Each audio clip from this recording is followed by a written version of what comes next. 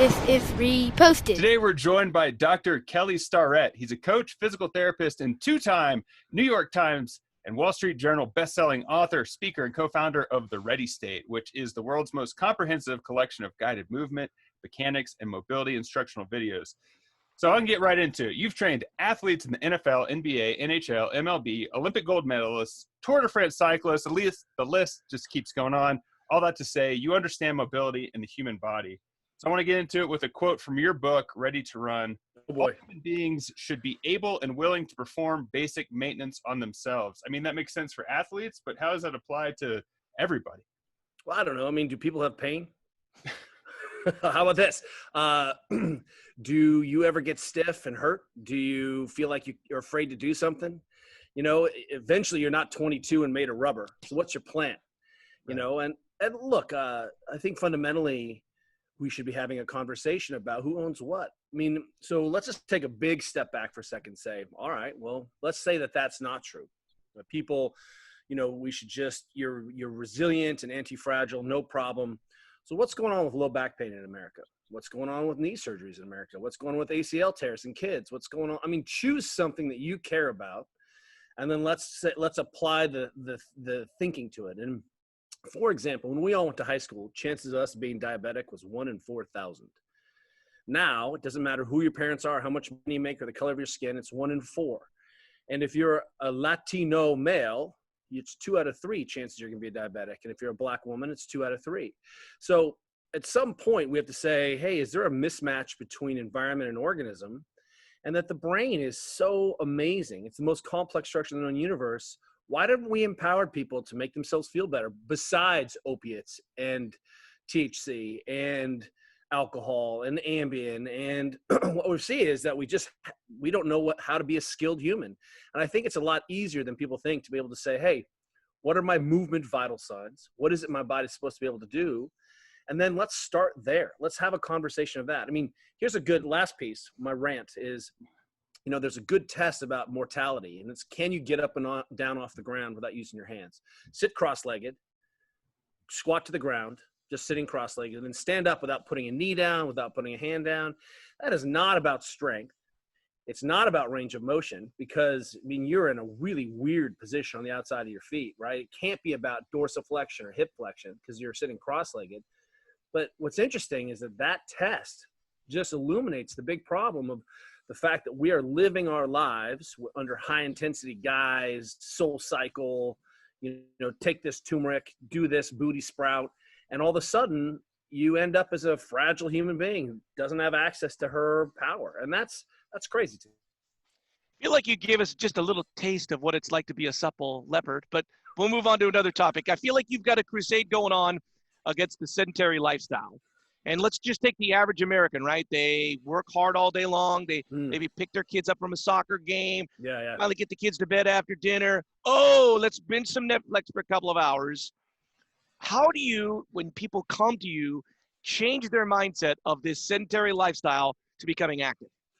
Well, what we try to do is we scare them, right? We say, well, like, you're going to get hip cancer and rabies of the knees. And the key here is, you know, I think when we take things away from people, you know, people need to chill out. They get up in the morning and they are going, you know, 17 cups of coffee. You have these, you know, you can work 24 hours a day now remotely. You're responsible for potentially the education of your kids. You're running errands. Like, by the time the evening comes around, people are looking to downshift. They're looking to chill out.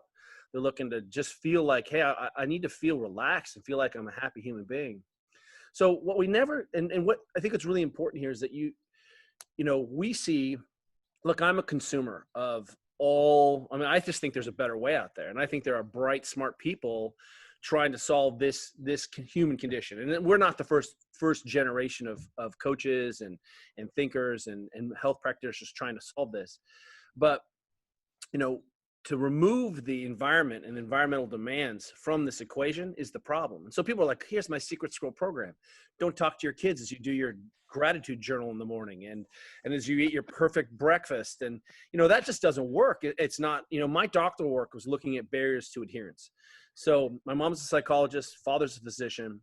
What what is it that's keeping us sick? What is it that is not allowing us to be anti-fragile and really resilient? And I think what we need to do, or what we can do, is tell people, hey, actually, you can look better naked. You can have less pain, right? You can actually have some energy when you get home. On the weekends, you can have set yourself up so that you can play a little bit more. And all we need to do is tweak the environment a little bit. I don't need you to drop into some all-consuming, unsustainable program, because that doesn't last. It doesn't work. It doesn't work with our athletes. It doesn't work with our professional teams. It doesn't work with large-scale organizations. Look, in the last year, I've been at the NFL coaches combine, talking to every level strength coach at the NFL. I've been at Microsoft. I've been up in Amazon. I've talked to Yet. I mean, I work at these large scale issues, large scale organizations, trying to help them solve absenteeism, presenteeism. And what we are always trying to do here is take the lessons that we've learned in high performance environments, strength and conditioning, working at elite level, performance, and take those lessons and strip them out and actually apply what we think is best practice to us. And here's the deal. I think fundamentally we are working and pretending like you can win fitness. You can win health. It's a game you're going to win. One day you rip your shirt off, you're jacked and tan, you feel good for that moment, and then you're on Instagram, and then you're like, what now? And part of this is simultaneously that we are, the now is in the front of us. It's what we've got to contend with. So part of the magic here is trying to pretend like this game of our life, of our fitness, how we feel, how well we move, that's an infinite game. And the only way you can win an infinite game is to keep everyone in play. You're not sure the rules. You're not sure the duration. Bad stuff's going to happen. Last year, my wife had breast cancer. The idea is, how do we set ourselves up to have a little extra capacity so that when these things come, we can weather that, we can buffer that, we can be a little bit more anti-fragile, a little bit more durable. And the key here is to constrain your environment so you don't have to make another choice. If you've walked 10,000 steps a day and you get to the end of the day and you're cooked, great. You have moved your body.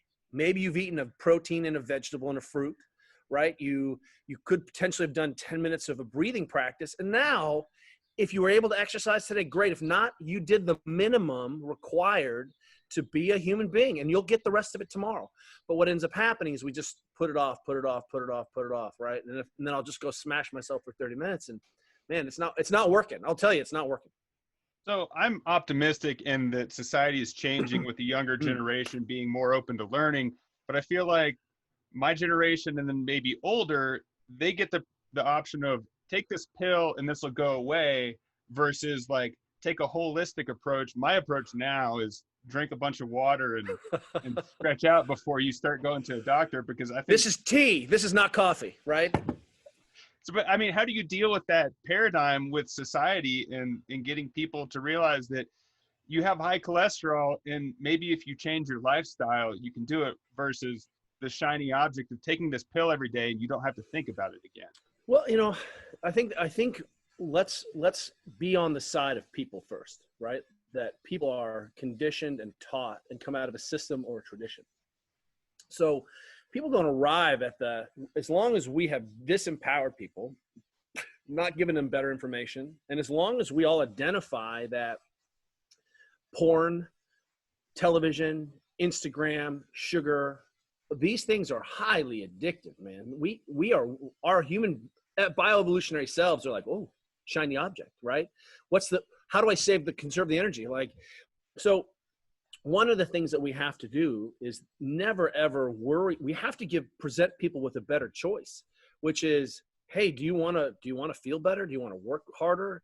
And really part of this, I think what you already made the case for is at some point, that pill doesn't work.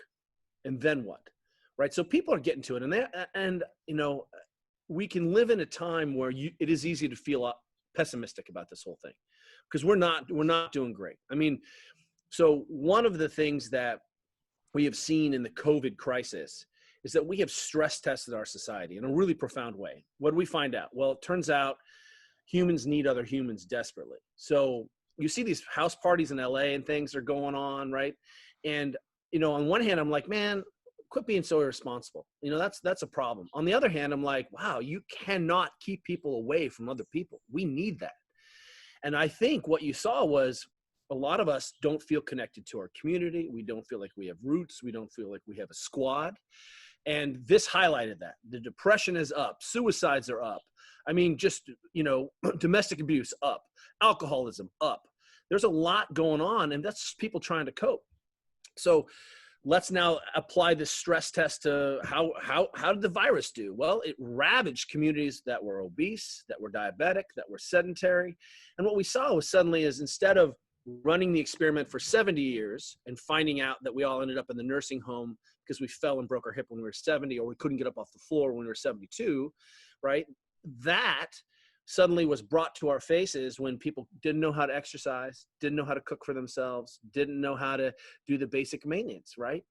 You're in chronic pain. You can't see a physician. What are you going to do then? So, you know, if we kind of wrap our heads around this notion that, you know, where does it begin? Well, we're going to have to start with our kids, and we're going to have to own up for the fact that we messed it up, that our medical model, which was reactive in nature, which was driven by insurance. And look, it's great to have insurance, as a physical therapist, I get paid when you have pain. I don't get paid if you have full range of motion in your shoulder or can flex or squat, right? That's not part of what I get paid for. I get reimbursed when you have pain. I get reimbursed when you stop having pain. I haven't fixed anything. I just either waited around for your brain to decide that your body wasn't a threat anymore, or I changed some aspect of your physiology, got a little more sleep, got a little more movement, and all of a sudden your brain was like, it's not painful. And I'm like, great, within normal limits, good luck. So if we just keep waiting around for the car engine light to blow up, I don't mean, come on, blow up. And then we're like, oh, I see my mechanic. You know, I just wait till my teeth are aching and rotting and I have nasty, you know, meth teeth. Then I go see my dentist. No, that's not how it works. So what we haven't done, though, is we haven't established movement health for people. We don't know. And we're trying to take a crack at it. We're trying to get people to say, hey, look, you don't have to be elite fitness. That's not what we're talking about here. But there are some things that you need to do so that your body works like a body, and you cannot escape your bioevolutionary self. And here's an example. Less than 7 hours of sleep, you are a threatened, stressed animal, period. I don't care who you are. And that means to get 7 hours of sleep, you may need to be in bed for 8 hours. Why? Well, it turns out you may have an hour of disruptions in light sleep. And that's normal. That's typical. So if you go to bed at 11, get up at 6, you didn't get 7 hours of sleep. You got it in the 6s.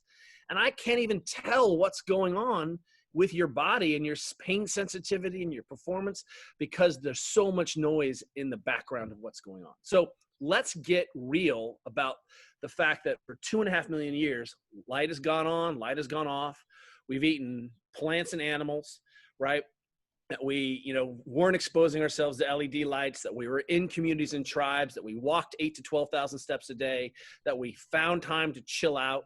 Those are the things that we are non-negotiable and are 100% absent from most lives. So I could ask you questions forever, but we're out of time. I want to say that I follow you and I've learned a lot from you guys. You can go to thereadystate.com and there's just a wealth of information. Check them out. ReadyState.com. You get a free 14-day trial. You can also find The Ready State on Facebook, Instagram, Twitter, YouTube at The Ready State. Dr. Kelly Starrett, thank you so much for joining us today. Absolutely, my pleasure. Thank you.